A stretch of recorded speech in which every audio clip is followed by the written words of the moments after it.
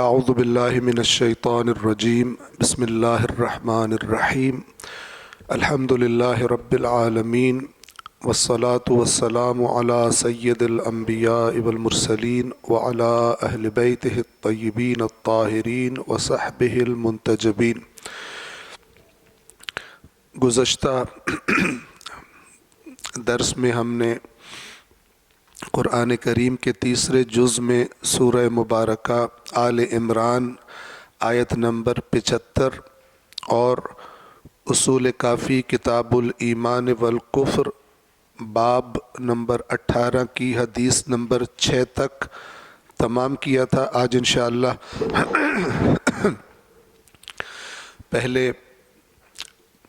سورہ آل عمران کی آیت نمبر 76 اور اگلی چند آیات کی تلاوت اور اس کے بعد ان کا ترجمہ اور مختصر وضاحت اور آخر میں انشاءاللہ چند احادیث بیان کرنے کی کوشش کریں گے۔ صلوات پڑھیں محمد و آل محمد پر۔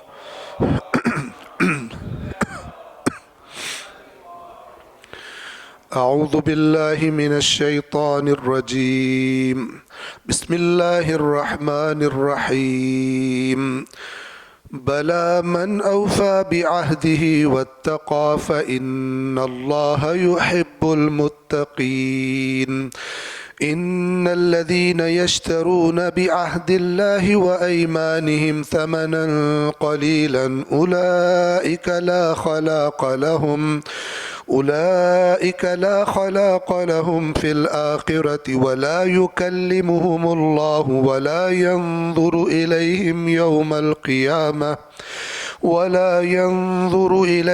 يوم القيامة ولا يزكيهم ولهم عذاب أليم وإن منهم لفريقا يلوون ألسنتهم بالكتاب لتحسبوه من الكتاب وما هو من الكتاب ويقولون هو من عند الله وما هو من عند الله ويقولون على الله الكذب وهم يعلمون ما كان لبشر أن يؤتيه الله الكتاب والحكم والنبوة ثم يقول للناس كونوا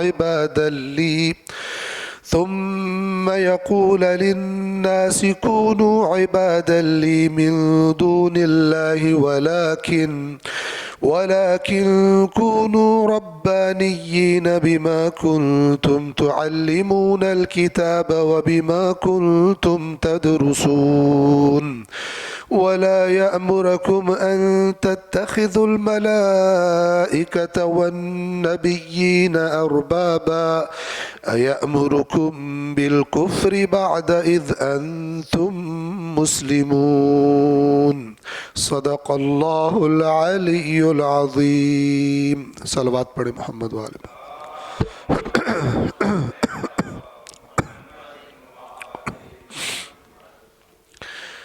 سورہ مبارکہ آل عمران آیت نمبر 75 تک ہم نے تمام کیا تھا۔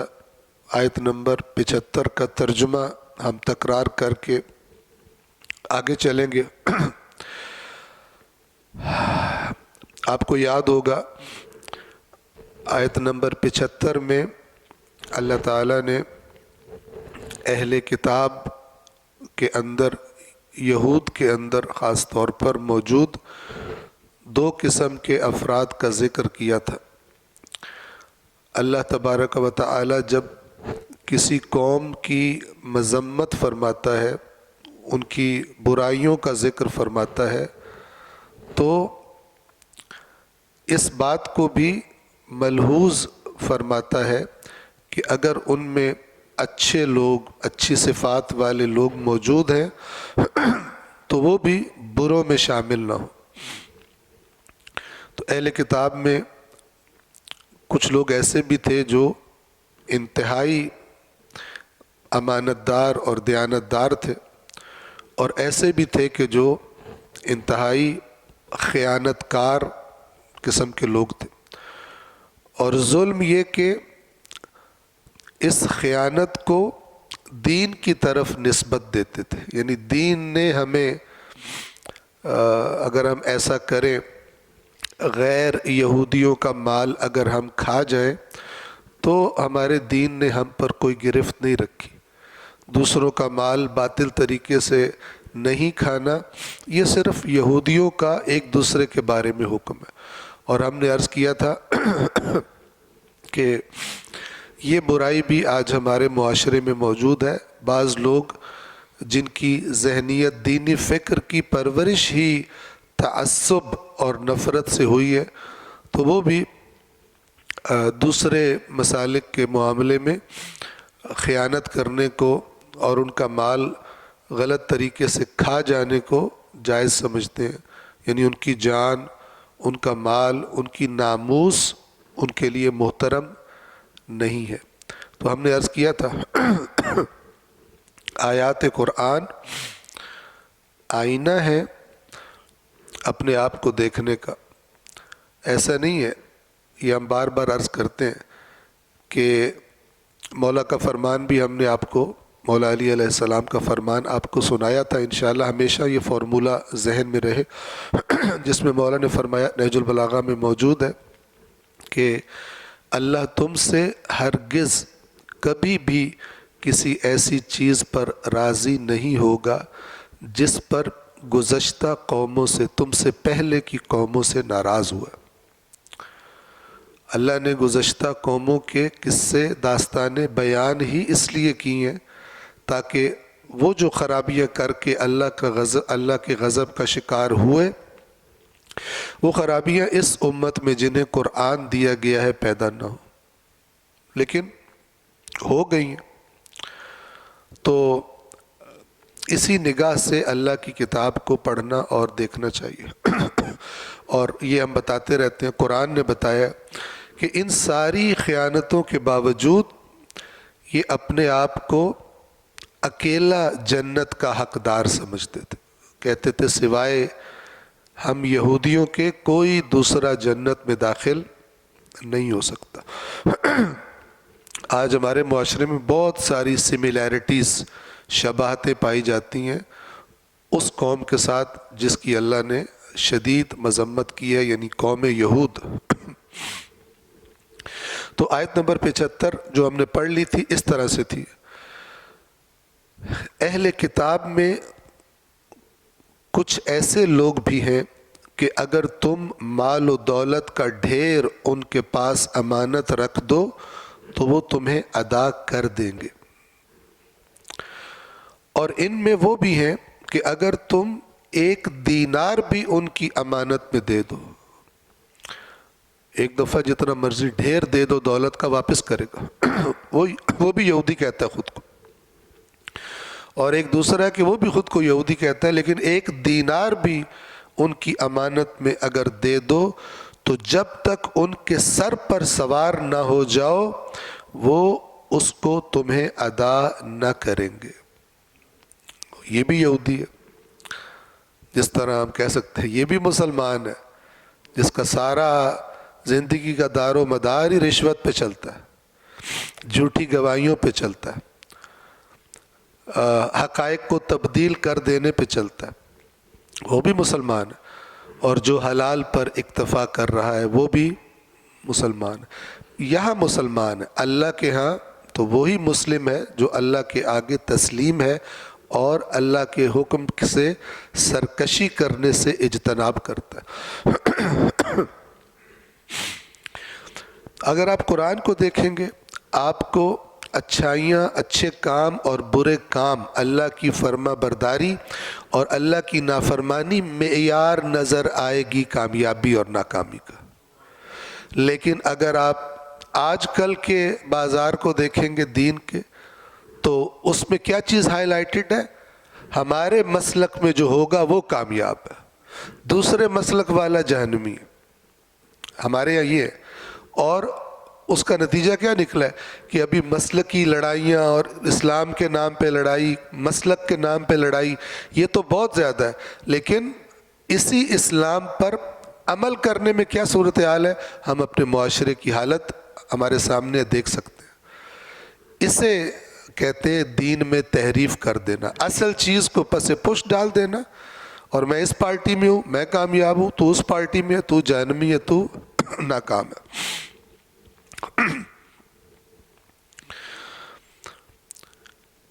پھر اللہ تعالیٰ فرماتا ہے کہ یہ اس وجہ سے یہ خیانت کیوں کرتے ہیں؟ یہ اس وجہ سے کہ انہوں نے کہہ رکھا ہے کہ ان امیوں کے معاملے میں، امی جو اہل کتاب نہیں ہے، جو ہماری طرح یہودی نہیں ہے، ان امیوں کے معاملے میں ہم پر کوئی گرفت نہیں ہے، ہمیں چھوٹ ہے، ان کا مال کھا جاؤ۔ جبکہ حقیقت یہ ہے کہ وہ جانتے بوجھتے ہوئے اللہ پر جھوٹ باندھتے ہیں۔ یہاں تک ہم نے تمام کیا تھا، آیت نمبر 76 کے ترجمے کی طرف ہم نے اشارہ کر دیا تھا۔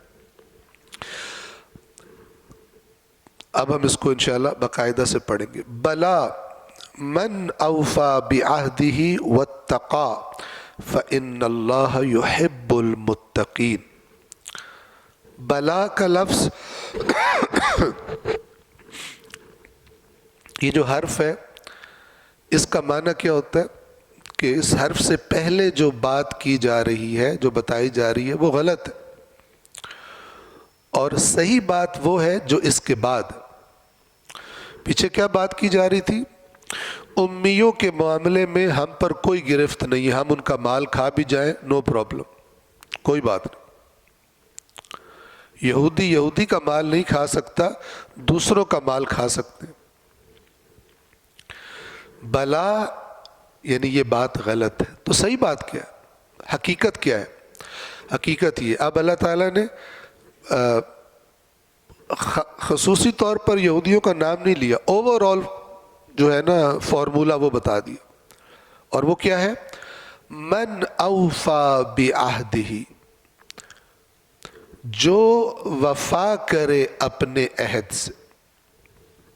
من اوفا بعہدہ، اب یہ بعہدہ میں جو آخر میں ہا ہے عہد کے بعد، یہ پروناؤن ہے، ضمیر ہے۔ ترجمہ ہم یوں بھی کر سکتے ہیں کہ جو اپنے عہد کی کو وفا کرے، اور ترجمہ یہ بھی کر سکتے ہیں کہ جو اس کے عہد کی یعنی اللہ کے عہد کی وفا کرے، دونوں ٹھیک ہے، کیونکہ عہد کی وفا کا حکم اللہ کا ہے،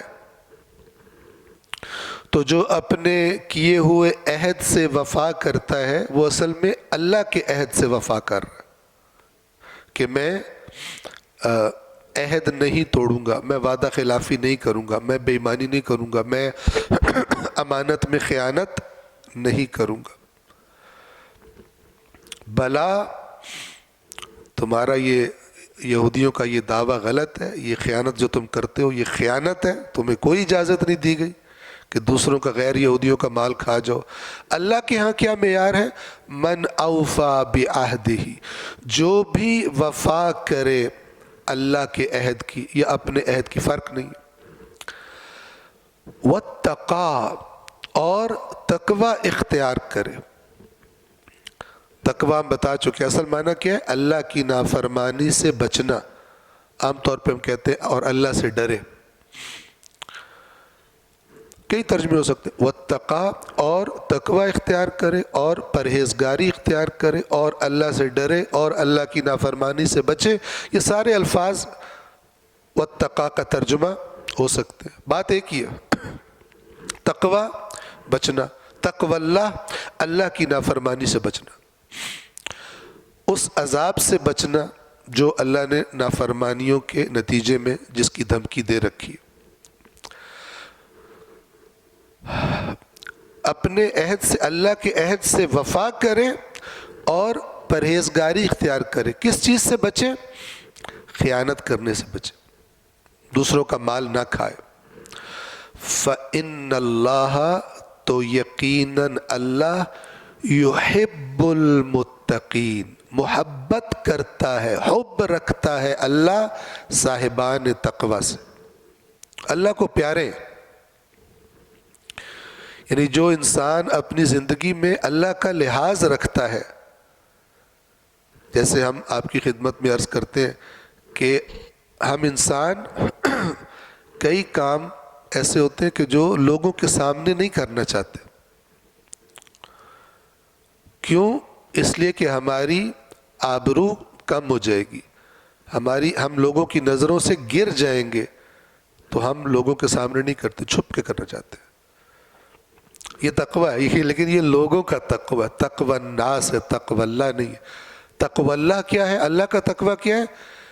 کہ میں اللہ کی نظروں سے نہ گروں، اللہ مجھے یہ کام کرتا ہوا نہ دیکھے. من اوفا بعہدہ، جو اپنے عہد سے یا اللہ کے عہد سے وفا کرے، واتقا، اور پرہیز کرے اس کی نافرمانی سے. اور اگر ہم پچھلی آیت کے کانٹیکس کو دیکھیں تو دوسروں کا مال کھانے سے پرہیز کرے، غلط طریقے سے، خیانت کاری سے پرہیز کرے. تو اب اللہ ایسے لوگوں سے محبت کرتا ہے، بہت بڑی بات ہے. فَإِنَّ اللَّهَ يُحِبُّ الْمُتَّقِينَ. یہ تو اللہ خود سند دے رہا ہے کہ تم چاہتے ہو کہ اللہ تم سے پیار کرے، اللہ تم سے محبت کرے، تو پھر یہ اپنے اندر پیدا کرو، خیانت کاری نہ کرو اگر اللہ کی محبت چاہتے ہو تو. اور میں یہاں رک کر اشارہ کروں آپ کی خدمت میں کہ شاید ہم یہ روایت پہلے بھی سنا چکے ہیں، اور میں بہت سناتا ہوں اس کو، لمبی روایت ہے، وہ شروع یہاں سے ہوتی ہے. اسی اصول کافی میں آگے انشاءاللہ آئے گی، اسی اصول کافی میں ہے، اسی کتاب الایمان والکفر باب الطاعت والتقوی کی حدیث نمبر 3 ہے. اس میں امام محمد باقر علیہ السلام اپنے ایک صحابی سے، ساتھی سے، جس کا نام جابر جعفی ہے، اس سے اس طرح بات کا آغاز کرتے ہیں کہ اے جابر، کیا وہ شخص جو اپنے آپ کو تشیع کی طرف نسبت دیتا ہے، کہتا ہے کہ میں شیعہ ہوں اہل بیت کا، کیا اس کے لیے کافی ہے کہ وہ ہم اہل بیت کی محبت کا اظہار کرتا ہو کہ مجھے اہل بیت سے محبت ہے؟ تو امام نے فرمایا فواللہ، تو اللہ کی قسم، ما شیعتنا الا من اتقى اللہ واطاعہ، نہیں ہے ہمارا شیعہ، اللہ کی قسم نہیں ہے ہمارا شیعہ مگر یہ کہ جس میں یہ دو صفات ہو.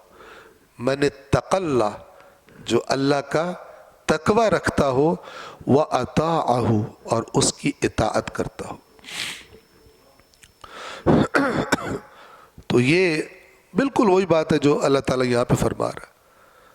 اپنے عہد سے، اس حدیث میں بھی آ جاتا ہے، ہمارے شیعہ اپنی امانت داری سے پہچانے جاتے، خیانت نہیں کرتے، دوسروں کے حقوق ادا کرتے ہیں. جو شیعہ نہیں ہیں ان کے حقوق بھی ادا کرتے ہیں.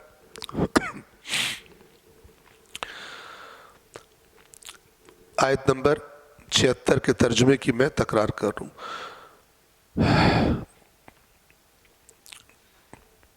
ہاں کیوں نہیں، یعنی یہ پچھلی بات کا جو پیچھے انہوں نے کہا تھا کہ دوسروں کا مال کھا جانے میں ہم پہ کوئی گرفت نہیں ہے، اس کے جواب میں بلا کا ترجمہ، جو اس کے عہد کو پورا کرے، اللہ کے عہد کو جو پورا کرے اور پرہیزگار رہے، ہر نافرمانی سے پرہیز، لیکن ہم اگر اس کانٹیکس کو دیکھیں تو دوسروں کا مال کھانے سے پرہیز، عہد توڑنے سے پرہیز، اور پرہیزگار رہے، تو یقیناً اللہ تقوی والوں سے محبت کرتا ہے، اللہ پرہیزگاروں سے محبت کرتا ہے. صلوات پڑھ دیں محمد و آل محمد.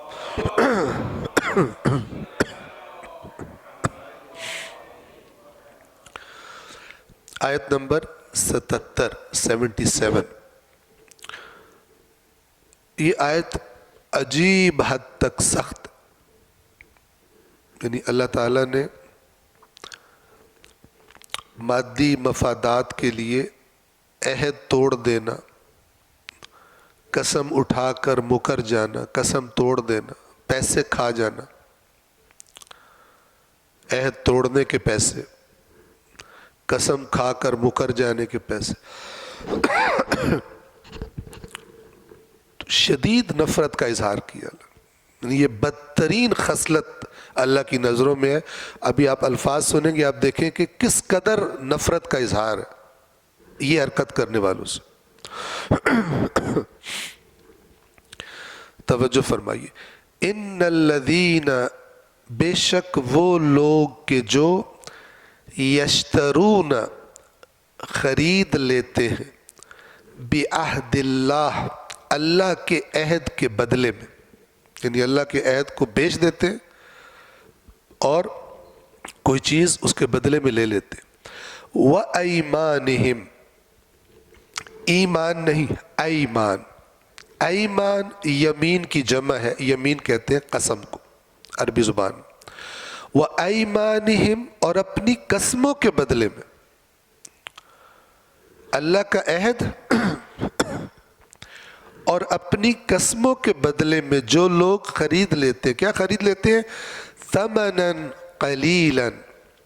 ثمن عربی زبان میں جب آپ کوئی چیز مثلا پرچیز کرتے ہیں تو جو آپ پیمنٹ کرتے ہیں، جو رقم آپ ادا کرتے ہیں، اس کو ثمن کہا جاتا ہے اس چیز کا. یعنی یہ اللہ کے عہد کو بیچ دیتے ہیں. اللہ کے کتنا زیادہ ہمارے ملک میں یہ کون سا محکمہ ہے جس میں یہ اللہ کے عہد بیچنے کی تجارت نہیں ہوتی؟ پتہ نہیں کون سے دین پہ چل رہے.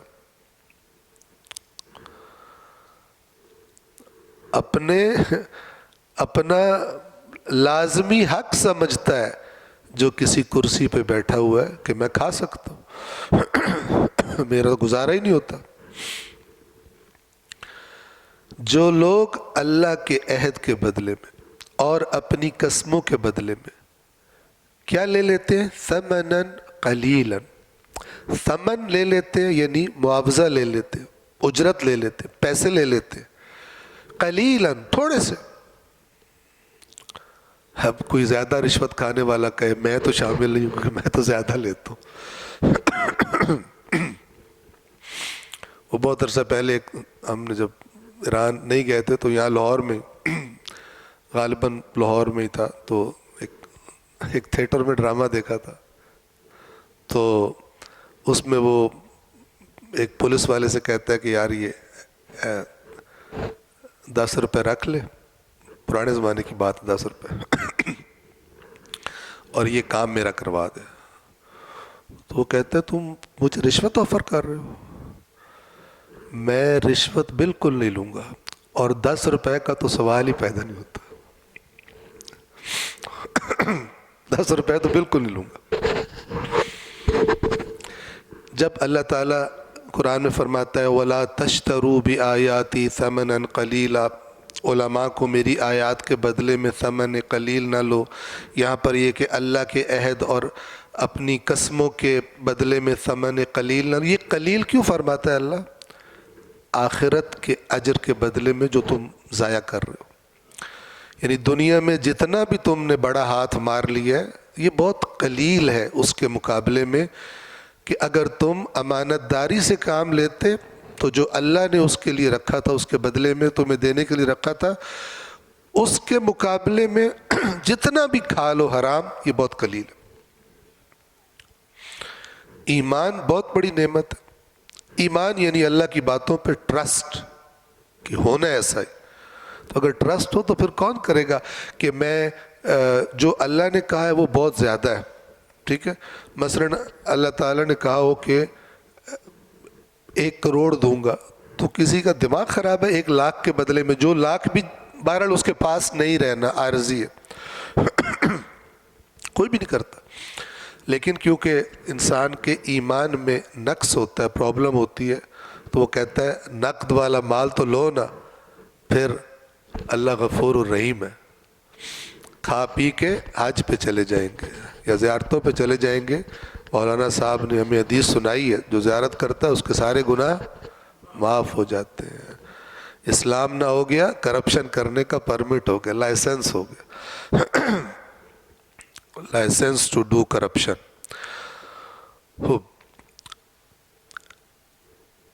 بے شک وہ لوگ جو خرید لیتے ہیں اللہ کے عہد کے بدلے میں اور اپنی قسموں کے بدلے میں ثمناً قلیلا، بس واضح ہو گیا قلیل کیوں فرمایا؟ آخرت کے اجر کے بدلے میں، جتنا بھی دنیا میں لے لو تھوڑا ہے۔ اب الفاظ سنیں اللہ ان کے بارے میں کیا اظہار فرما رہا ہے۔ اولئک، یہ وہ لوگ ہیں، لا عجیب، لا خلاق لہم فی الآخرہ، کوئی حصہ نہیں ہے ان کا آخرت میں۔ لا خلاق، بالکل کچھ نہیں ہے ان کے لیے۔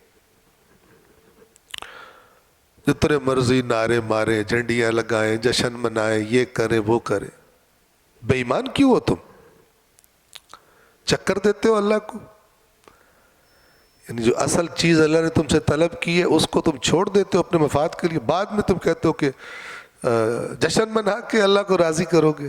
ٹھیک ہے، لا خلاق بہت سخت لفظ ہے۔ یہ جو لا اس میں آئی ہے اسے عربی میں کہتے ہیں لا نافیہ جنس، یعنی اس کے بعد جو لفظ آ رہا ہے بالکل ذرہ برابر بھی نہیں ہے۔ لا خلاق لہم، کوئی حصہ نہیں ہے ان کے لیے، کہاں؟ فی الآخرہ، آخرت۔ تسلی کر لے، کھاؤ جتنا کھانا یہاں پہ اللہ یہ کہہ دینا بھی کافی تھا، لیکن آگے دیکھیں، وَلَا يُكَلِّمُهُمُ اللَّهُ، اور اللہ ان سے کلام نہیں کرے گا۔ یعنی یہ چاہیں گے رحم کی درخواست کریں، اصلاً ان کو اللہ تعالیٰ منہ نہیں لگائے گا، ان کی طرف توجہ نہیں کرے گا۔ وَلَا يُكَلِّمُهُمُ اللَّهُ، اور اللہ ان سے کلام نہیں کرے گا۔ وَلَا يَنْظُرُ إِلَيْهِمْ، دیکھے گا بھی نہیں۔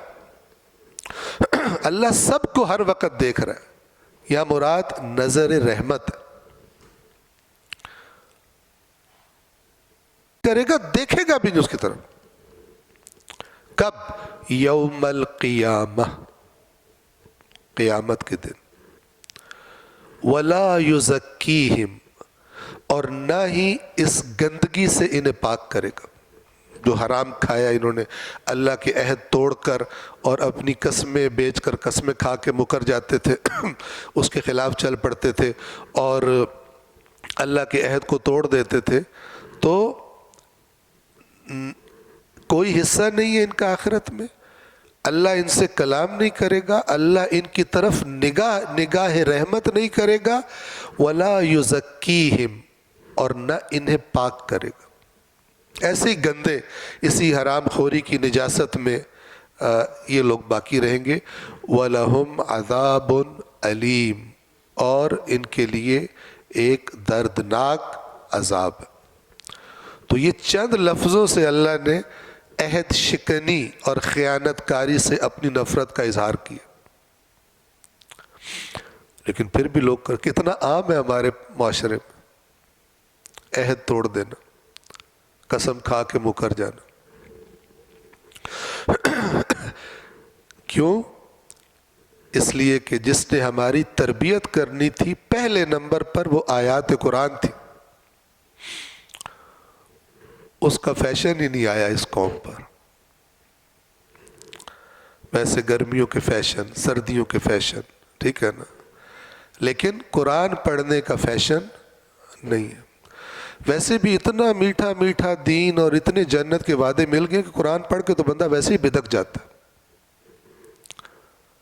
کیونکہ اس میں اس طرح جنت کہیں بھی اللہ نے نہیں دی ہوئی جس طرح عام طور پر یہاں پہ تقسیم ہو رہی ہے۔ اور نام کن کا استعمال ہوتا ہے؟ کبھی اللہ کے رسول کا اور کبھی اہل بیت کا۔ ان کے نام پہ جو گھڑا ہے، خلاف قرآن گھڑا ہے، وہ اس کی مارکیٹ بہت زیادہ ہے۔ آیت نمبر 77 کا ترجمہ میں تکرار کر رہا ہوں۔ بے شک جو لوگ اللہ کے عہد اور اپنی قسموں کو تھوڑی قیمت پر بیچ دیتے ان کے لیے آخرت میں کوئی حصہ نہیں ہے، اور اللہ قیامت کے دن نہ ان سے بات کرے گا، نہ ان کی طرف نگاہ التفات سے دیکھے گا۔ نگاہ التفات یعنی کسی کی بات پر، یعنی کسی کو لفٹ کروانا، کسی کی بات سننا کہ ہاں کرو کیا بات ہے، تو کرے گا ہی نہیں۔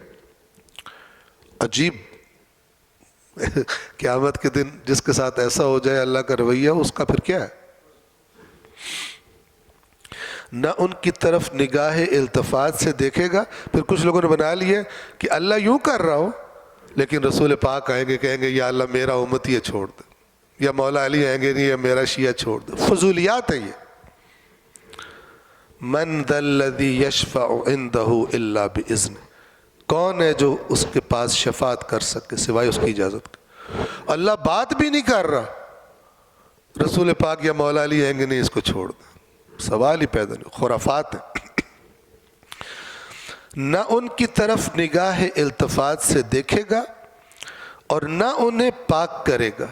بریکٹس میں وضاحت میں لکھو گناہوں سے، یہ جو عہد شکنی کر کے آئے ہیں اور قسمیں بیچ کر آئے ہیں، اس گناہ سے اللہ انہیں پاک نہیں کرے گا، بلکہ وہاں ان کے لیے ایک دردناک عذاب ہے، ایک دردناک سزا ہے. اللہ تبارک و تعالی اپنے عذاب سے ہمیں پناہ عطا فرمائے.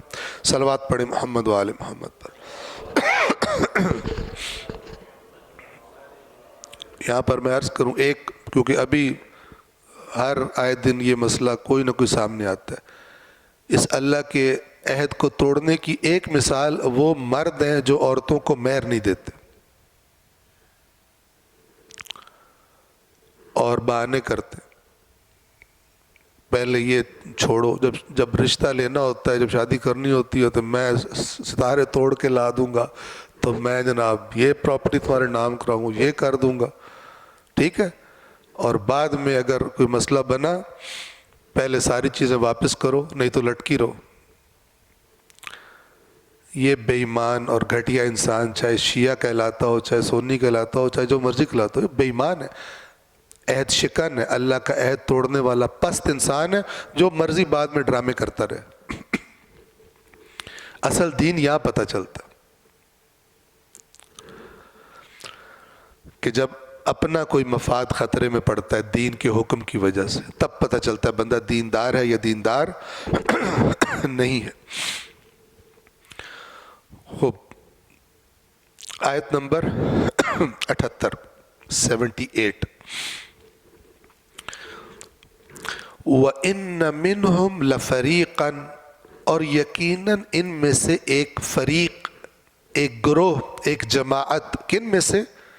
ان یہودیوں میں سے. یلوون السنتہم، السنہ لسان کی جمع ہے، یعنی زبانیں. السنتہم اپنی زبانوں کو، یلوون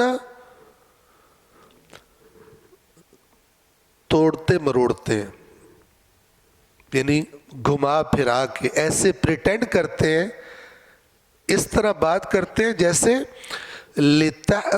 یلوون السنتہم بالکتاب، اللہ کی جو کتاب ہے ان میں سے ایک گروہ اس کے بارے میں اپنی زبانوں کو توڑتا مروڑتا ہے، ہیرا پھیری کرتے، زبان کی تیزیاں دکھاتے ہیں.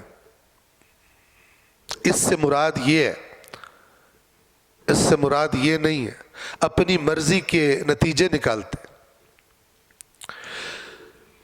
ان میں سے ایک گروہ، وَإِنَّ مِنْهُمْ لَفَرِيقًا، اور یقیناً منہم ان میں سے، لفریقاً ایک گروہ، ایک فریق، یلوون توڑتے مروڑتے ہیں، زبان کی ہیرا پھیری، السنتہم اپنی زبانوں کو، کس کے بارے میں؟ بالکتاب، اللہ کی کتاب کے بارے میں. اب یہ ڈائریکٹلی ذکر کن کا ہو رہا ہے؟ اہل کتاب کا، یہود کا. یعنی ایسے کر کے بات کرتے ہیں کہ سامنے والا سمجھتا ہے تورات میں لکھا ہوا. لِتَحْسَبُوهُ مِنَ الْكِتاب، تاکہ تم لوگ سمجھو کہ یہ کتاب میں ہے. اتنے فنکار ہیں کہ بات اپنی کرتے ہیں لیکن زبان کو ایسے چلاتے ہیں مکاری کے ساتھ کہ تم سمجھو کہ یہ تو کتاب میں لکھا ہوا. ابھی آج کتنے لوگ ہیں کہ جن کو قرآن کی آیت پڑھ کے، مقرر شعلہ بیان، قرآن کی آیت پڑھ کے اور پھر کہتے ہیں کہ یہ مراد، حالانکہ وہ قرآن میں ہوتا ہی نہیں ہے، کسی حدیث سے ضعیف ہو یا جیسی بھی ہو، وہ کر کے عوام کو ایسے بتاتے ہیں کہ وہ بیچارہ خود تو توفیق ہونی نہیں ہے قرآن کھول کے دیکھ لے، تو وہ دوسروں کہتا پھرتا ہے قبلہ نے بتایا قرآن میں لکھا ہوا، جب تک کہ کوئی اس کو قرآن کھول کے نہ دکھائے بھی کہاں لکھا ہوا۔ تو اسی طرح اس کے لیے لفظ استعمال کیا جاتا ہے جہل مرکب۔ جہل مرکب کیا ہوتا ہے؟ دو جہالتوں سے مل کے بنتا، مرکب یعنی آپس میں ترکیب ہو کے۔ ایک جہل تو یہ ہے کہ اسے صحیح بات نہیں پتا، دوسرا جہل کون سا ہے کہ یہ بھی نہیں پتا کہ مجھے نہیں پتا۔ یہ بہت خطرناک مخلوق بن جاتی ہے، یعنی بیمار ہے، اسے نہیں پتا کہ اسے اپنی بیماری کا نہیں معلوم، ٹھیک ہے، اور اس کے بعد اپنے آپ کو صحت مند بھی سمجھتا ہے، صحیح مسئلہ بھی نہیں معلوم اور یہ بھی نہیں معلوم کہ مجھے مسئلہ۔ ایک بندہ ہوتا ہے اس کو ایک بات معلوم نہیں ہوتی لیکن یہ پتا ہوتا ہے کہ مجھے نہیں معلوم، تو اس کا تو علاج آسان ہے، جائے گا کسی سے پوچھے گا مجھے بتاؤ یہ بات کیا۔ لیکن وہ شخص کہ جس کو پتہ نہیں ہے لیکن یہ بھی پتہ نہیں ہے کہ مجھے پتہ نہیں ہے، اس کا مطلب کیا ہوگا؟ 2 مائنس سے پلس ہو گیا، مجھے پتہ ہے، ٹھیک ہے، مجھے پتہ ہے، میں جانتا ہوں۔ اس کا علاج کرنا بڑا سخت ہوتا ہے، اس کے اس عقیدے کو، یقین کو توڑنا بڑا سخت ہوتا ہے۔ زبانوں کو توڑتے مروڑتے ہیں کتاب کے بارے میں، لِتَحْسَبُوهُ مِنَ الْكِتاب، تاکہ تم لوگ سمجھو اس کو کتاب میں سے، من الکتاب، ان کی باتوں سے تمہیں یوں لگے کہ یہ ہمیں تورات پڑھ کے سنا رہا، چاہے تورات کے ساتھ کوئی کرے، چاہے انجیل کے ساتھ کرے، چاہے قرآن کے ساتھ کرے۔ قرآن کے ساتھ بہت کرتے ہیں، بے فکر رہے، بہت کرتے ہیں قرآن کے ساتھ۔ لِتَحْسَبُوهُ مِنَ الْكِتاب، تاکہ تم سمجھو، تاکہ تم گمان کرو، تاکہ تمہیں یوں لگے کہ یہ کتاب میں سے ہے۔ وَمَا هُوَ مِنَ الْكِتاب، حالانکہ وہ کتاب میں نہیں ہے۔ وَيَقُولُونَ هُوَ مِنْ عِنْدِ اللَّهِ، اور کہتے ہیں کہ یہ اللہ کی طرف سے ہے۔ وَمَا هُوَ مِنْ عِنْدِ اللَّهِ، جبکہ وہ اللہ کی طرف سے نہیں ہے۔ وَيَقُولُونَ عَلَى اللَّهِ الْكَذِبَ، اور اللہ پر جھوٹ بولتے ہیں۔ وَهُمْ يَعْلَمُونَ، اور جانتے بھی ہیں، اتنے کرپٹ ہیں۔ یعنی لوگوں کو آپ کرپشن کی پیک کا اندازہ لگائیں کہ جھوٹ کہاں سے نکلا، اپنے جھوٹ کو کہہ رہے ہیں اللہ کی کتاب میں یہ لکھا ہوا ہے اور یہ اللہ کی طرف سے آیا ہے، اور اسے پتہ بھی ہے کہ میں جھوٹ بول رہا ہوں، جانتا ہے کہ میں جھوٹ بول رہا ہوں۔ ایسا بندہ، اس خصوصیت والا بندہ اگر عالم کی شکل میں ہو تو سبحان اللہ، کیا کرے گا قوم کے ساتھ اللہ ہی بہتر جانتا۔ اور قوم بھی کون سی؟ جس نے اپنے رسول کی بات نہ مانی ہو، کہ جس رسول نے فرمایا تھا قرآن اور اہل بیت دونوں سے مضبوطی سے تمسک کرنا، پھر اس قوم کا علاج ہی یہی ہے۔ جو اللہ کی نہ مانے اور اس قسم کے لوگوں کی باتیں سن لے اور سمجھے کہ جو میں سنتا ہوں وہ صحیح ہے، یہ انجام ہوتا۔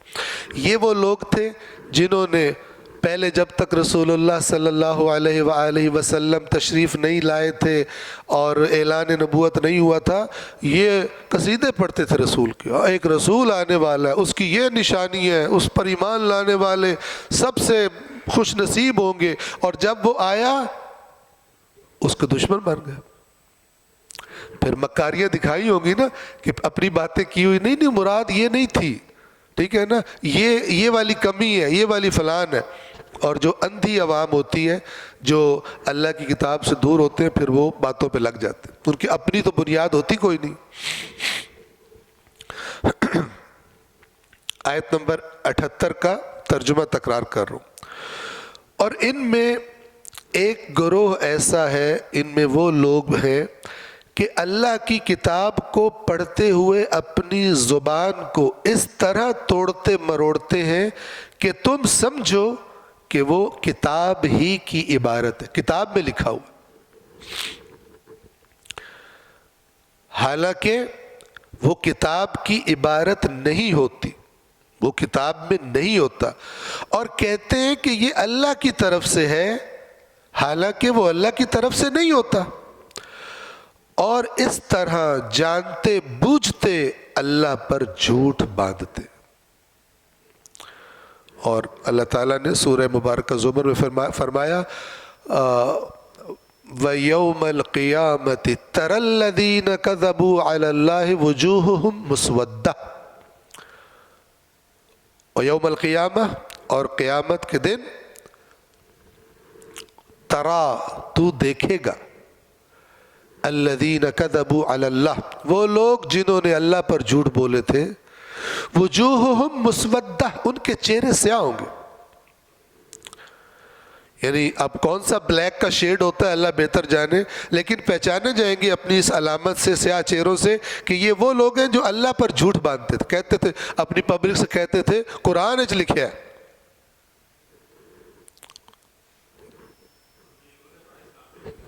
تھوڑا اونچا،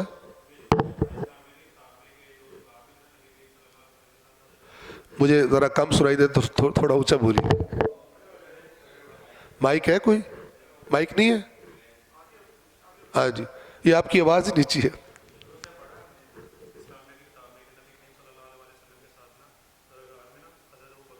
ہاں ہاں جی جی، سورہ توبہ میں ہے.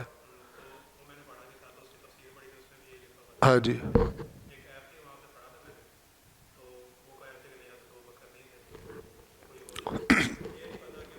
تشریف رکھے، ٹھیک ہے، سمجھ آ گئی. صلوات پڑھے محمد وآل محمد.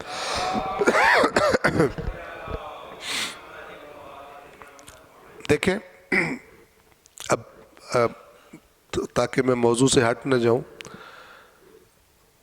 بعض اوقات قرآن مجید میں ایک واقعے کا ذکر آتا ہے، افراد کا ذکر آتا ہے، اللہ نے یہ نہیں بتایا کہ کون ہے، اشارہ کیا. مثلا وہ اتنے افراد تھے، وہ کون تھا اور کون نہیں تھا. تو اب اس کے بارے میں روایات مختلف ہو جائیں. توجہ فرما رہے ہیں؟ جو روایات قرآن سے کوئی تعلق نہیں، قرآن مجید میں مثلا لکھا ہوا ہے کہ وہ ہجرت کے واقعے میں سورہ توبہ میں یہ آیت ہے. اللہ تعالیٰ جب غزوہ تبوک کا موقع تھا اور بہت سارے لوگ سستی کر رہے تھے، اللہ کے رسول کے ساتھ جانے کو تیار نہیں تھے، بہانے بنا رہے تھے، تو اللہ نے وہاں پہ فرمایا الا تنصروہ، اگر تم اس کی نصرت نہیں کرو گے، یعنی اللہ کے رسول کی، فقد نصرہ اللہ، تو بے شک اللہ نے اس کی مدد کی تھی پہلے بھی. کب؟ اذ اخرجہ الذین کفروا، جب اس کو نکال دیا تھا ان لوگوں نے جنہوں نے کفر کیا تھا، یعنی مکہ سے. اذ ثانی اثنین، وہ دو میں سے دوسرا تھا. اذ ہما فی الغار، جب وہ دونوں غار میں تھے. اذ یقول لصاحبہ لا تحزن ان اللہ معنا، جب وہ اپنے ساتھی سے کہہ رہا تھا کہ غم نہ کر، اللہ ہمارے ساتھ. ٹھیک ہے، یہ قرآن کے الفاظ ہیں. اس میں یہ تو مشخص ہے کہ رسول اللہ کی بات ہو رہی ہے. دوسرا فرد کون ہے؟ ٹھیک ہے، مشہور اور معروف یہ ہے کہ وہ مثلا حضرت ابو بکر ہے. ٹھیک ہے، اب فرض کریں حضرت ابو بکر ہے یا کوئی دوسرا ہے، اس کے لیے کیا کرنا چاہیے؟ فقط سنی سنائی بھی نہیں چلنا چاہیے. ٹھیک ہے، اور یہ بھی یاد رکھیں کہ حضرت ابو بکر غار میں تھے یا نہیں تھے، اس پر کسی کا مسلمان ہونا اور کافر ہونا متوقف نہیں ہے.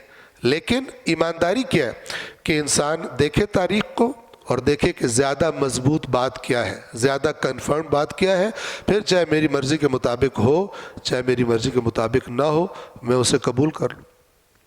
ٹھیک ہے نا؟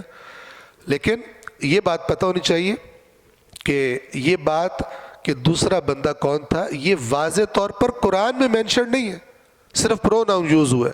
ثانی اثنین، دو میں سے دوسرا، اذ ہما فی الغار، جب وہ دونوں غار میں تھے، تو ایک کا تو کنفرم ہے چونکہ بات ہی رسول اللہ کی ہو رہی ہے۔ اگر تم اس کی مدد نصرت نہیں کرو گے میرے نبی کی جو تمہیں اب تبوک پہ جانے کا کہہ رہا ہے، تو اللہ نے تو اس کی مدد کی تھی۔ اب دوسرے کے متعلق کیا پتہ، کہاں سے پتہ چلے گا؟ ہم دیکھیں گے تاریخ، حدیث وغیرہ دیکھیں گے، اور پھر ایمانداری سے جو بات مضبوط ہوگی اسے قبول کر لیں۔ اور اگر میں دیکھوں کہ بات مضبوط کوئی اور ہے اور میں ضعیف بات کو چونکہ وہ میری پسند کی قبول کروں گا تو میں اللہ کے آگے جواب دوں۔ توجہ فرما رہے ہیں، اس میں کوئی مشکل بات نہیں ہے، لیکن یہ یاد رکھیں کہ قرآن میں ڈائریکٹلی مینشن نہ ہو اور میں ٹھوس کیوں نہیں ہے، تو یہ بھی وہی کیٹیگری ہے۔ توجہ فرما رہے ہیں، صلوات پڑھیں محمد و آل محمد۔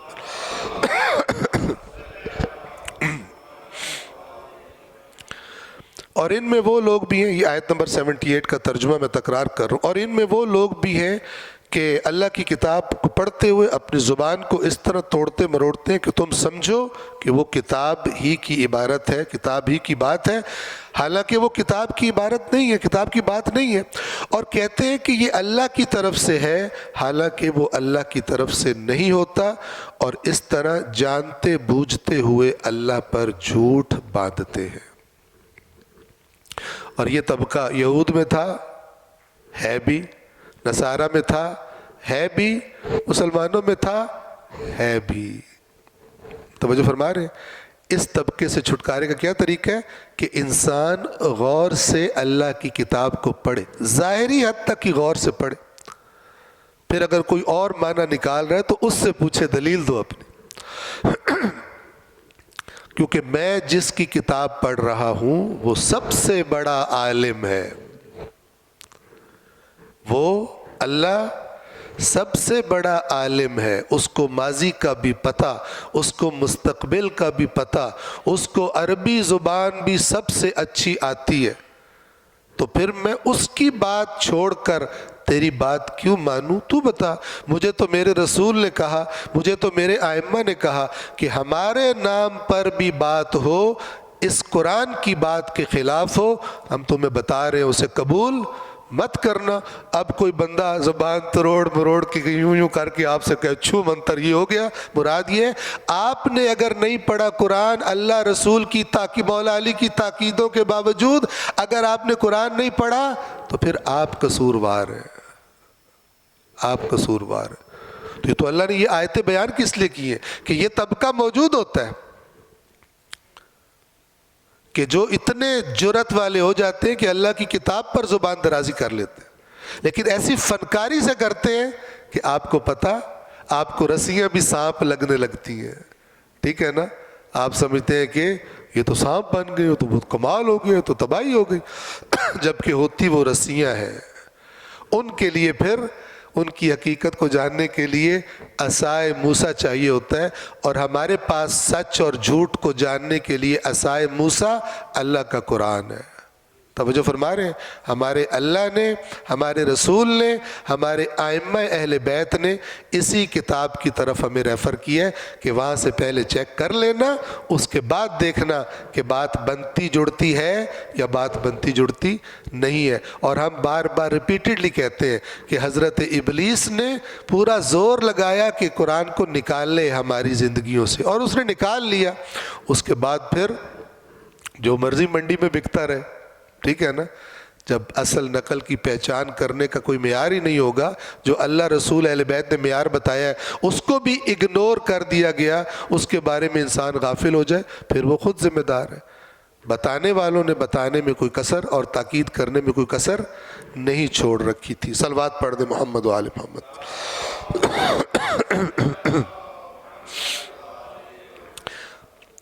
تقریباً 7:28 ہو گئے، 7:45 پہ ہم نے ختم کرنا ہے۔ ہم آیت نمبر 78 پر ہی آج کے درس کو یعنی ان آیات کے بیان کو سورہ آل عمران کی آیت نمبر 78 پر تمام کر رہے ہیں، اور اصول کافی کی احادیث کی طرف چلتے ہیں۔ اس باقی ماندہ وقت میں ہم نے عرض کیا کہ گزشتہ درس میں ہم نے اصول کافی، کتاب الایمان والکفر، باب نمبر 18 کی حدیث نمبر 6 تک تمام کر لیا تھا۔ 7ویں حدیث ہم اس باب کی نہیں پڑھیں گے، باب نمبر 18 کی 8ویں حدیث انشاءاللہ ضرور پڑھیں گے۔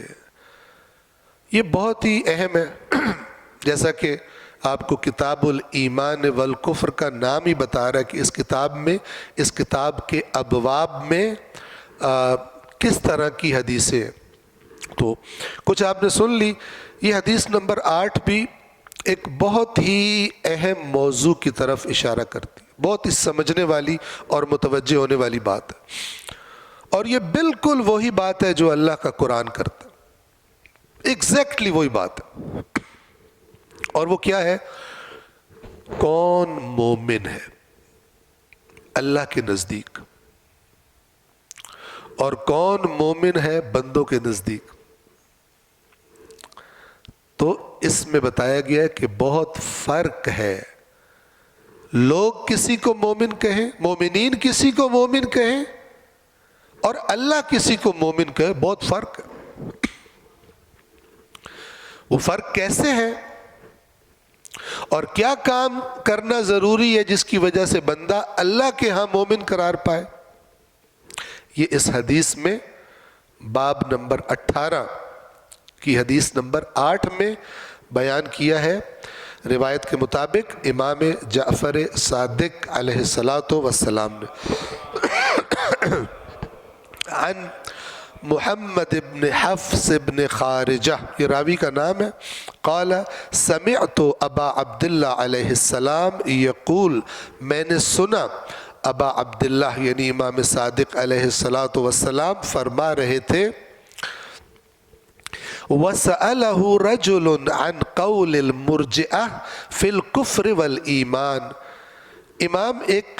امام فرما رہے تھے ایک شخص کے سوال کے جواب میں، وَسَأَلَهُ رَجُلٌ، ایک شخص نے امام سے سوال کیا تھا، عن قول المرجئہ، مرجئہ کے قول کے بارے میں۔ مرجئہ ایک فرقہ تھا، بہت سارے فرقے وجود میں آئے، ایک فرقہ تھا مرجئہ۔ مرجئہ کا لفظ ہے رجا سے، رجا یعنی امید۔ مرجئہ کیا کہتے تھے؟ کہتے تھے کہ جتنے لوگ خود کو اپنے آپ کو مومن کہتے ہیں، یہ حقیقتاً بھی مومن ہیں اور امید ہے کہ اللہ ان کو بخش دے گا۔ تو ان کا، اس عقیدے والوں کا نام ہی مرجئہ پڑ گیا۔ مرجئہ یعنی جن کو یہ امید ہے کہ سارے ہی بخشے جائیں گے، جو اپنے آپ کو مومن کہتا ہے وہ بخشا جائے گا۔ وَسَأَلَهُ رَجُلٌ عَنْ قَوْلِ الْمُرْجِئَةِ فِي الْكُفْرِ وَالْإِيمَانِ، مرجئہ کا جو قول تھا کفر اور ایمان کے بارے میں، کون کافر ہوتا ہے، کون صاحب ایمان ہوتا ہے، ٹھیک ہے، کفر اور ایمان کے بارے میں مرجئہ جو عقیدہ رکھتے تھے، جو رائے رکھتے تھے، اس رائے کے بارے میں امام صادق علیہ السلام سے کسی شخص نے سوال کیا، وقال، اور اس شخص نے یوں سوال کیا، یہ کہا، انہم یحتجون علینا، کہ یقیناً وہ لوگ یعنی مرجئہ یحتجون علینا، ہم پر حجت لاتے ہیں، یعنی ہمارے سامنے یہ دلیل پیش کرتے ہیں، یہ استدلال کرتے ہیں، وَيَقُولُونَ، اور کہتے ہیں، کما، اب ذرا ان کی دلیل سنیے گا، یہ بندہ امام سے کہہ رہا ہے کہ وہ یہ دلیل دیتے ہیں، کما ان الکافر عندنا هو الکافر عند اللہ، جیسے کہ جو ہمارے نزدیک کافر ہے وہ اللہ کے ہاں بھی کافر ہے۔ یعنی ہم کس کو کہتے ہیں کافر؟ کوئی بندہ ہمارے سامنے آئے، وہ کہے میں اسلام کو نہیں مانتا، میں کافر ہوں، تو ہم بھی کہتے ہیں تو کافر ہے، تو جو خود کہہ رہا ہے تو کافر ہے، تو وہ ہمارے نزدیک بھی کافر ہو گیا، تو کافر ہے وہ اللہ کے نزدیک کیا ہوا؟ کافر ہو گیا۔ ٹھیک ہے، سنیے گا غور سے، ہمارے نزدیک جو کافر ہے، ہماری نظروں میں جو کافر ہے، کیوں کافر ہے؟ اس نے خود کہا میں کافر ہوں۔ جب اس نے خود کہا میں کافر ہوں تو ہم بھی کہتے ہیں ٹھیک ہے بھائی یہ کافر ہے، مسلمان نہیں ہے، اس کے ساتھ کافروں والے احکام اس پہ جاری ہوں گے، تو اللہ کے ہاں بھی وہ کافر ہے۔ بالکل اسی طرح فَكَذَلِكَ، تو اسی طرح نَجِدُ الْمُؤْمِنَ، ہم مومن کو بھی اسی طرح پاتے ہیں کہ اذا اقر بایمانہ، جب وہ اپنے ایمان کا اقرار کر لے، کہے کہ میں نے کلمہ پڑھا ہوا ہے، میں تو مومن ہوں، ٹھیک ہے، تو اسی طرح ہم اس کو بھی کیا پاتے ہیں؟ انہ عند اللہ مؤمن، کہ وہ اللہ کے ہاں بھی مومن ہے۔ جیسے ہماری نظروں میں جو کافر ہے اللہ کی نظروں میں بھی کافر ہے، اسی طرح جو بندہ خود کہہ رہا ہے میں مومن ہوں تو ہم بھی کہتے ہیں تو مومن ہے، تو پس وہ اللہ کے پاس بھی مومن ہی ہوگا۔ تو یہ شخص امام سے کہتا ہے کہ وہ لوگ یہ دلیل دیتے ہیں، آپ کیا کہتے ہیں اس کے بدلے میں؟ فقال، تو امام نے فرمایا سبحان اللہ۔ یہ سبحان اللہ کب کہی جاتی ہے؟ یہ کیا بات ہوئی؟ یعنی یہ اتنی غلط بات ہے کہ اللہ ہر عیب سے، یعنی اس عیب سے بھی پاک ہے کہ اللہ اس فارمولے کو قبول کر۔ اردو میں بھی ہم یہ سبحان اللہ کبھی کبھی اس جگہ پہ کہتے ہیں جہاں پہ ہمیں بہت تعجب ہوگی، یہ کیسے ہو سکتا ہے؟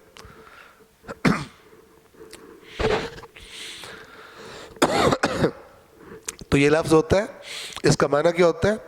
اللہ ہر عیب سے پاک ہے، اس عیب سے بھی پاک ہے کہ یہ بات اس طرح ہو اللہ کے پاس، اس طرح اللہ تعالیٰ حق کو قرار دے دے، اللہ اس عیب سے پاک ہے۔ فقال، تو امام نے فرمایا سبحان اللہ، اللہ ہر عیب سے پاک ہے۔ وَكَيْفَ يَسْتَوِي هَذَانِ، کیوں کر مساوی ہو سکتے یہ دونوں؟ یعنی وہ جو اپنے آپ کو کافر کہہ رہے ہیں اور وہ جو اپنے آپ کو مومن کہہ رہے ہیں، یہ ایک جیسے نہیں ہیں۔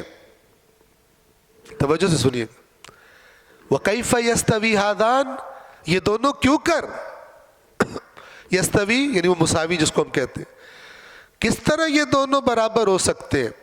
اب امام کی دلیل کو سنیے گا۔ وَالْكُفْرُ اِقْرَارٌ مِّنَ الْعَبْدِ، کفر بندے کی طرف سے اقرار ہے، اقرار جرم ہے،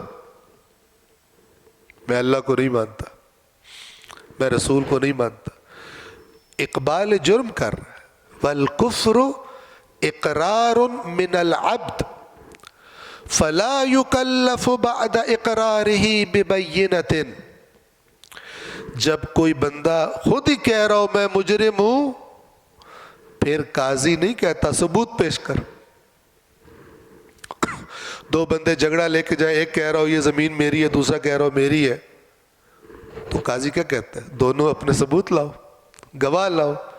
لیکن اگر ان دونوں میں سے ایک کہے میری نہیں ہے تو بھی قاضی اس سے کہے گا ثبوت لاؤ، وہ دوسرے کے حق میں فیصلہ دے دے گا۔ عقلاء یہی کرتے ہیں کہ جب کوئی بندہ اپنے خلاف کسی چیز کا اقرار کرتا ہے اس سے ثبوت نہیں مانگا جاتا۔ عدالتوں میں بھی یہی ہوتا ہے، میں اقرار کرتا ہوں جی میں نے چوری کی ہے، میں نے قتل کیا، پھر کہتے ہیں ثبوت لاؤ، نہیں، پھر اور سٹیپس ہوتے ہیں۔ تو کفر کا اظہار اقبال جرم ہے۔ تو امام فرما رہے ہیں کفر بندے کی طرف سے اقرار ہے، فلا یکلف، تو پھر اس کو مکلف نہیں کیا جاتا، یعنی اس سے مطالبہ نہیں کیا جاتا، اس سے تقاضا نہیں کیا جاتا، بعد اقرار ہی، اس کے اقرار کے بعد کس کا تقاضا نہیں کیا جاتا؟ ببینۃ، بینہ کہتے ہیں ثبوت کو، بینہ یعنی واضح اور روشن چیز جو بتائے کہ تو کافر ہے، نہیں تیرا اپنا کہنا ہی کافی، اب کوئی ثبوت نہیں مانگا جائے گا۔ وَالْإِيمَانُ دَعْوَى، ایمان ایک دعویٰ ہے، اے زمین میری، جنت میری ہے، میں اللہ کا بڑا قریب ہوں، یہ دعویٰ ہے، یہ اقرار نہیں ہے۔ غور سے سنیں، وَالْإِيمَانُ دَعْوًا، اور ایمان ایک دعویٰ ہے لا تجوز الا ببینۃ، یہ جائز نہیں ہے، یعنی یہ پورا نہیں ہے مگر کسی ثبوت کے ذریعے ثابت ہوگا۔ ایمان کا ثبوت چاہیے۔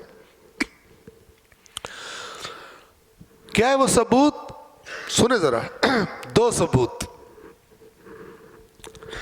ثبوت چاہیے۔ فرمایا وَبَيِّنَتُهُ، اور اس دعوے کی بینہ، اس دعوے کے سچ ہونے کا ثبوت، عملہ ونیتہ، جو کہہ رہا ہے میں مومن ہوں، اس کے لیے دو ثبوت چاہیے، ایک اس کا عمل، دو اس کی نیت۔ یہ دو ثبوت چاہیے۔ اگر یہ دونوں ثبوت وہ دے دے ہو اس کے پاس، تب وہ مومن ہے۔ آگے چلیں، اور یہ یاد رکھیے گا، دعوی ایمان کے دو ثبوت کیا ہیں؟ ایک عمل اور دوسرا نیت۔ کیا مطلب؟ یعنی جب کہہ رہے ہیں میں نے اللہ کو مان لیا ہے، اب جو رسول اس کا دین لے کر آیا ہے، اور کہہ رہے اللہ تم سے یہ کہہ رہا ہے یہ کرو نہ کرو، پھر اس کا عمل گواہی دے کہ وہ اس نے جو دعویٰ کیا سچ کیا۔ اللہ کا قرآن حق ہے، یہ اللہ کے رسول ہیں، پھر اب جو اس کی زندگی ہے، جو اس کا عمل ہے، وہ بتائے کہ اس نے اللہ کو مانا۔ اگر ایک محفل میں ایک عیسائی بیٹھا ہو، ایک یہودی بیٹھا ہو، ایک ایتھیس بیٹھا ہو، ایک شیعہ بیٹھا ہو، ایک بریلوی بیٹھا ہو، ایک اہل حدیث ہو، ٹھیک ہے نا، کوکٹیل پوری سارے اکٹھے ہو کے بیٹھے ہوں اور سارے ہی پی رہے ہوں، سارے ہی شراب پی رہے ہوں مثلا، تو یہ عمل کیا گواہی دے رہا ہے؟ یہ عمل کیا گواہی دے رہا ہے؟ یہ جو دعویٰ کر رہا ہے اس کا ثبوت نہیں۔ تو پہلا ثبوت ہے عمل اس بندے کا، اور دوسرا ثبوت کون سا ہے؟ وَنِيَّتُهُ۔ کیا مطلب؟ یعنی یہ جو زبان سے کہہ رہا ہے میں اللہ کو مانتا ہوں، دل میں بھی مان چکا ہو، ورنہ منافق، جیسے کہ رسول اللہ صلی اللہ علیہ وآلہ وسلم کے زمانے میں مدینے میں بہت سارے منافق تھے۔ وَمِمَّنْ حَوْلَكَ مِنَ الْأَعْرَابِ مُنَافِقُونَ وَمِنْ أَهْلِ الْمَدِينَةِ، اور اے رسول آپ کے آس پاس کے لوگوں میں سے، اعراب میں سے بھی بدو دیہاتی اور اہل مدینہ میں سے بھی منافق ہیں۔ مَرَدُوا عَلَى النِّفَاقِ، اور بڑے ایکسپرٹ ہیں، آپ کو پتہ ہی نہیں چلنے دیتے کہ ہم کون ہیں۔ لا تعلمهم، اے رسول آپ ان کو نہیں جانتے، نحن نعلمهم، ہم جانتے، اللہ جانتے، آپ کو نہیں علم۔ اتنے ایکسپرٹ منافق ہیں، پتہ ہی نہیں چلنے دیتے۔ یہ بھی سورہ توبہ کی آیت۔ اوپر سے یا رسول اللہ میں صدقے آپ پہ قربان، آپ کا چاند جیسا چہرہ دیکھ کے تو میں ٹھنڈ پڑ جاتی ہے دل میں، ہے پکا منافق۔ لا تعلمهم نحن نعلمهم، آپ کو علم نہیں ہے ان کا اے رسول، ہم جانتے کون ہے۔ وَنِيَّتُهُ، دوسرا ثبوت کیا ہے ایمان کا؟ نیت، یعنی دل میں بھی وہی ہو جو زبان سے کہہ رہا۔ آگے چلیں۔ فَإِذَا اتَّفَقَا، تو جب یہ دونوں متفق ہو جائے، دونوں کا اتفاق ہو جائے، یعنی عمل بھی ہو اس دعوی ایمان کے ساتھ، عمل بھی ہو ثبوت کے طور پر، اور نیت بھی وہی ہو، دل میں بھی وہی ہو۔ فَإِذَا اتَّفَقَا فَالْعَبْدُ عِنْدَ اللَّهِ مُؤْمِنٌ، تو بندہ اللہ کے ہاں مومن ہوتا ہے۔ تو بندہ فَالْعَبْدُ، تو عبد بندہ، عند اللہ اللہ کے ہاں کیا بن جاتا ہے؟ مؤمن، پھر مومن بنتا ہے۔ اور پھر فرمایا کفر بھی یوں ہی ہے، ان تینوں میں، زبان، عمل اور نیت، ان تینوں میں ایمان بھی ہوتا ہے اور کفر بھی، انہی تینوں جہات میں، انہی تینوں ڈائمینشنز میں کفر بھی ہوتا ہے۔ والکفر موجود بکل جہت من هذه الجہات الثلاث، اور کفر بھی انہی تینوں جہات میں سے ہر جہت میں موجود ہوتا ہے۔ کون سی تین جہات؟ من نیت او قول او عمل، نیت میں بھی کفر ہو سکتا ہے، اندر سے مانا ہی کوئی نہیں، قول میں بھی کفر ہو سکتا ہے، زبان سے بھی کہے میں نہیں مانتا، اور او عمل، اور عمل میں کفر ہوتا ہے۔ کیسے کفر ہوتا ہے عمل میں؟ میں جی مندہ نماز، میں مسلمان نہیں لیکن پڑھنی کوئی نہیں، ٹھیک ہے نا؟ اللہ معاف کرے جی، سانو پتہ ہے رشوت حرام ہے، پر کی کریے، مجبوری ہے۔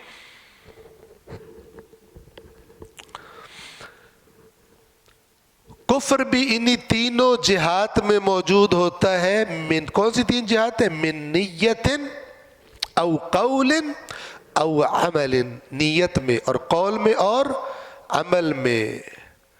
اب ذرا غور سے سنیں، والاحکام تجری علی القول والعمل، اور احکام جاری ہوتے ہیں قول پر اور عمل پر۔ یعنی انسان دوسروں کی کیا کیا چیزیں دیکھ سکتے ہیں؟ یا قول یا عمل۔ نیت تو ایک دوسرے کی انسان نہیں دیکھ سکتے نا، نیت تو پھر بڑے باس نے دیکھنی ہے، ٹھیک ہے نا، اصلی بادشاہ نے دیکھنی ہے۔ اگر کوئی ہمارے سامنے بندہ اقرار کر رہا ہے، ہمیں یہی کہا گیا کہ تم اسے مومن ہی سمجھو، اگر فراڈیا ہے تو آنا تو ہمارے پاس ہی ہے۔ والاحکام تجری، یعنی یہ جو ہم فقہی احکام کہتے ہیں، اسلام اور کفر کا حکم لگتا ہے کسی بندے پر، وہ کس پر جاری ہوتا ہے؟ وہ احکام تجری جاری ہوتے ہیں علی القول والعمل، قول پر اور عمل پر۔ اب بس آخری لفظ ہے اس حدیث کے، بہت توجہ سنیے گا، عجیب بات پھر امام نے فرمائی، سخت بات، اللہ اس سے پناہ میں رکھے ہمیں۔ فما اکثر، یہ عربی زبان میں تعجب کا لفظ ہے، صیغہ تعجب ہے، کس قدر کثیر ہے، کس قدر کثرت ہے ان لوگوں کی۔ پھر کہہ رہا ہوں اللہ تعالیٰ اپنی پناہ میں رکھے، فما اکثر، تو کس قدر کثرت میں ہے وہ لوگ، من یشہد لہ المؤمنون بالایمان، جس کے بارے میں مومن ایمان کی گواہی دیتے، اے تے مومن، مومن سے پوچھو، مومنین سے پوچھو کہ یہ بندہ کون ہے، کہتے جی مومن ہے۔ کتنی زیادہ تعداد میں ہیں وہ لوگ کہ جس کے بارے میں من یشہد لہ، جس کے بارے میں گواہی دیتے ہیں، المؤمنون، مومنین گواہی دیتے ہیں کس بات کی؟ بالایمان، کہ ایمان رکھتا مومن ہے۔ وَيَجْرِي عَلَيْهِ أَحْكَامُ الْمُؤْمِنِينَ، اور اس پر مومنوں کے احکام بھی جاری ہوتے ہیں، اس پر مومنوں کے احکام بھی جاری ہوتے ہیں۔ وَهُوَ عِنْدَ اللَّهِ كَافِرٌ، جبکہ اللہ کے ہاں وہ کافر ہے، اللہ کے ہاں وہ مومن نہیں ہے۔ یہ خطرناک بات ہے۔ اللہ کے ریکارڈ میں میرے نام کے آگے کیا لکھا ہوا؟ دو ثبوت، ایک عمل اور ایک نیت۔ تو انشاءاللہ ہم کہیں کہ ہماری نیتیں تو بالکل ٹھیک ہیں، ہم میں سے کوئی بھی ایسا نہیں ہوگا جو مثلا کہتا ہو کہ میں اللہ کو مانتا ہوں لیکن دل میں نہ مانتا ہوں، ٹھیک ہے۔ لیکن جو دوسرا ثبوت ہے اللہ کے ہاں مومن بننے کے لیے، وہ کیا ہے؟ وَعَمَلُهُ، اور اس کا عمل ثبوت ہے کہ مومن۔ جب یہ تین چیزیں ہوں تب، اوپر کیا پڑھا تھا؟ جب نیت اور عمل دونوں کا اتفاق ہو جائے، فَالْعَبْدُ عِنْدَ اللَّهِ مُؤْمِنٌ، تو بندہ اللہ کے ہاں مومن بنتا ہے۔ اور یہاں پہ کیا فرمایا؟ کس قدر کثیر ہیں وہ لوگ کہ جن کے بارے میں مومن ایمان کی گواہی دیتے ہیں اور ان پر مومنین کے احکام جاری ہوتے ہیں، وَهُوَ عِندَ اللَّهِ كَافِرٌ، جبکہ وہ اللہ کے ہاں کافر ہے، اللہ کے ہاں مومن نہیں ہے۔ اب کوئی سوال کرے کہ تو پھر یہ جو مومنین کہہ رہے ہیں یہ مومن ہے، یہ غلط کر رہے ہیں؟ اللہ کے ہاں جو کافر ہے اس کو مومن کہہ رہے ہیں غلط کر رہے ہیں؟ امام نے فرمایا نہیں، بالکل ٹھیک کر رہے ہیں، وہ اور کچھ کر بھی نہیں سکتے، وہ دل تھوڑی دیکھ سکتے۔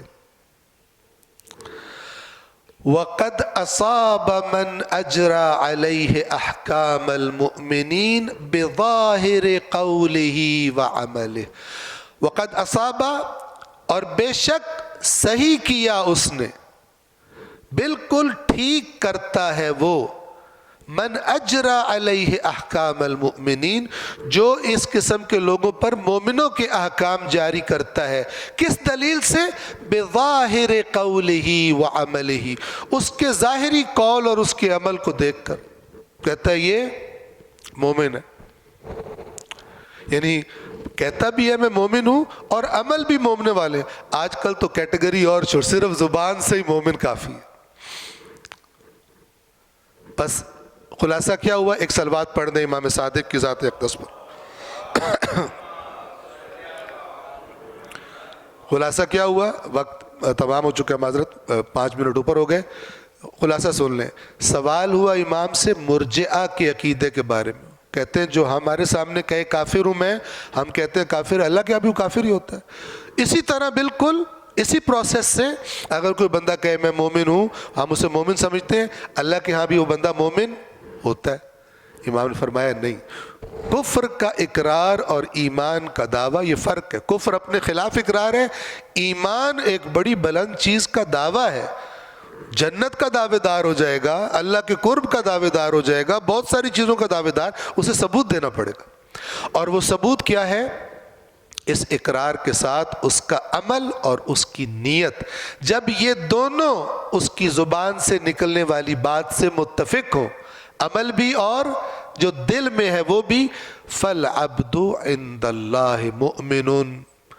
لیکن ظاہر لوگوں کے ظاہری قول اور عمل کو دیکھ کر جو مومن ان کو مومن کہتے ہیں وہ بھی بالکل ٹھیک کر رہے ہیں، اس لیے کہ انسان علیم بذات الصدور نہیں ہے، سینوں کے اندر کیا چھپا ہے اس کو جاننے والی ذات فقط اللہ کی ذات ہے۔ اسی طرح حتیٰ عمل کی حقیقت بھی، میں عمل کروں، اتنی میں نے ڈونیشن دے دی، لوگ کہیں کتنا نیک ہے، جبکہ میرے دل میں بس یہی خواہش ہو، یہ جملہ جو بولا نا کتنا نیک ہے، یہ سن کے مجھے ٹھنڈ پڑ جاتی ہے، ٹھیک ہے نا؟ تو اللہ کو پتہ ہے کہ اس نے میرے لیے نہیں کیا، بلکہ اس نے اپنی ریاکاری کے لیے، اپنے نام اور اپنی نمائش کے لیے اس نے انجام دیا ہے۔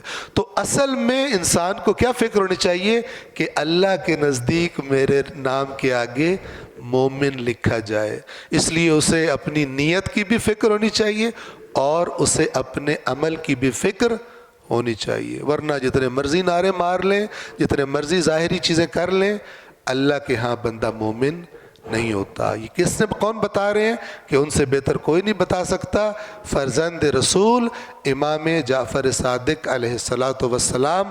پروردگار عالم سے دعا ہے پروردگار آیات قرآن اور فرامین محمد و آل محمد کو پڑھنے اور سمجھنے کی جیسے سمجھنا چاہیے اور پھر اس کے مطابق خود کو ڈھالنے کی اور اپنی اصلاح کرنے کی ہم سب کو توفیق عطا فرمائے۔ والسلام علیکم ورحمۃ اللہ وبرکاتہ۔